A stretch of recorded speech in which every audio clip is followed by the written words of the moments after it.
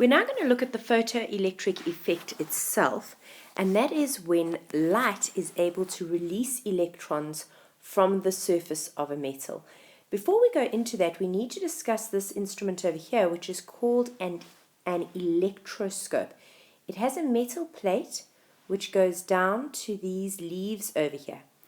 If this electroscope is charged, positively or negatively, this metal pole will have, let's say, positive, and this little leaf will have positive, and therefore they will repel each other. How much they repel each other tells you how strong the charge is on this electroscope. If it was negative, exactly the same thing. So what we're about to watch is a man doing an experiment where he puts a piece of zinc, neutral zinc, onto that plate. He then brings ultraviolet light to the zinc plate, and the zinc is touching this metal. So electrons leave the zinc, meaning that this whole electroscope becomes positively charged because the electrons then go onto the zinc from the electroscope. And what happens is you'll notice that the leaves will diverge. And that is proof of the fact that something's happening with electrons when I bring ultraviolet light close to zinc. Let's watch a video of this guy doing the experiment. I need to put on, we saw there was zinc, so isn't it a piece of zinc? This is one of the reasons why I could never get this to work before. I even did this morning and it worked fine. I tried it now and it didn't work. The only thing I changed in between was that I just sanded it. So I think So you need to sand the zinc first. Is because I've got to make sure there's nothing but zinc there, so I don't want an oxygen or an oxide layer on top. I put that on. I now need to charge this negatively because I want to put lots of electrons onto it. So this guy here, charging by induction, we don't need to worry about how it works. Bring this guy up to it. I can't see what's going on. Put my finger up, take my finger away, take this away, and it is now charged negatively. We'll see later on what happens if we charge it positively. So it's charged negatively. Okay, so what's happened now is he's gone and he's put a whole lot of negative charges onto this. So at the moment, this is already showing a charge. So you can't see it very clearly, but that would be your metal pole over there, and over here would be the leaf. So they're repelling one another already, and it is a negatively charged electroscope. It has got spare electrons on it. The next thing that he's going to do is he's going to put that zinc plate. He had to sand it because it forms a thin zinc oxide layer on the outside of that zinc plate normally. So you've got to get rid of the zinc oxide layer so it's pure zinc that's out there. I now bring up ultraviolet light. In fact, what I might do is start off with normal light just to show I haven't done this, just to see if it works normal light. Okay, so that's just normal light. And it should have no effect, so let's see if it works, if it goes down. Nothing's happening. This leaf is staying right where it was. 5 or 10 or 50 light bulbs, it would have no effect in it whatsoever. Because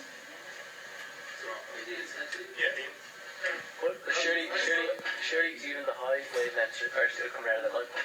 Okay, this is visible light, and visible light has got a lower frequency than the threshold frequency, and you'll understand those words in a short while, of zinc. High frequency, low wavelength. So you need ultraviolet light. Okay. And this guy wouldn't have ultraviolet light. So you've got white light, you've got from yellow on one side, which of the arcade. So you've got red up to blue, red up to blue, and maybe just hinting on a tiny bit of violet, but not enough to bring it down. So it's not the intensity that's important, it's not how close it is that's important, it's the frequency that's important. So the frequency of the light is the most important thing. He's going to bring this ultraviolet light in now. And now watch what happens over here. This leaf is slowly coming down. Possibly the most important, least impressive experiment in the history of science. And you can see that somehow, just by shining a light onto that zinc plate, an ultraviolet light, that the electrons have now left the electroscope.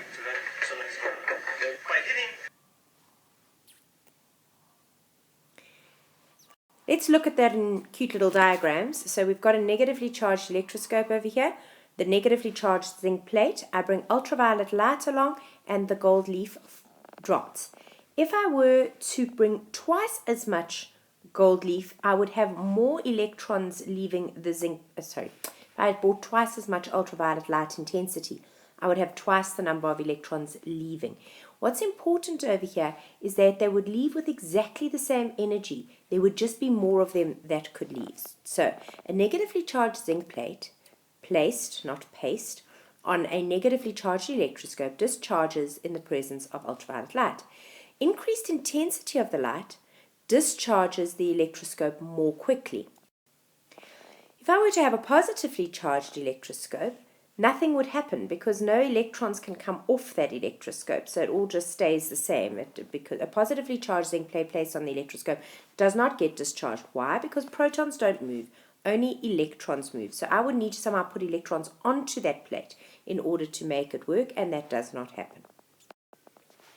If, however, I've got a zinc plate that is on a negatively charged electroscope, and I just bring normal white light towards it, nothing happens because the white light has not got enough energy to dislodge these electrons. I can bring 5 white lights there. They do not have the right frequency, they do not have the right energy.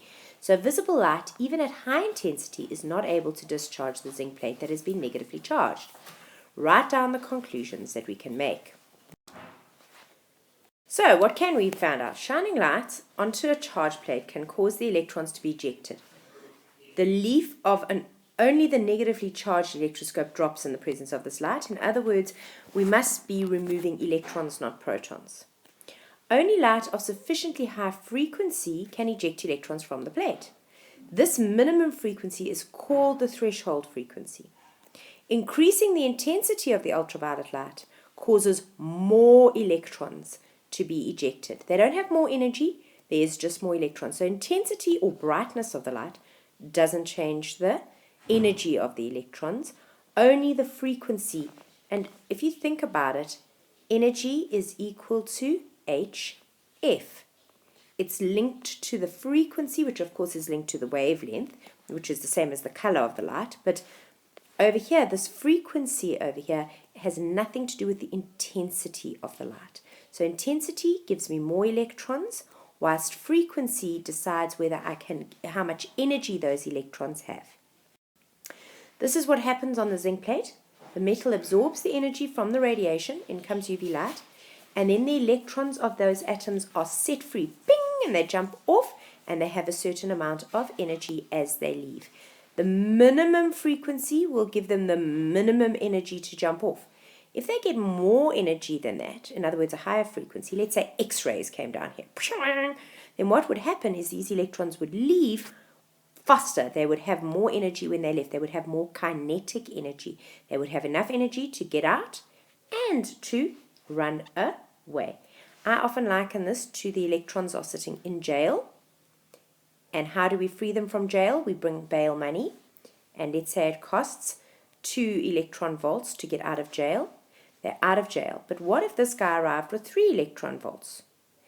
2 electron volts would be used to bail them out of jail, but the last electron volt would be for their spending money once they were out of jail. So that is their kinetic energy once they leave jail. How fast can they get away?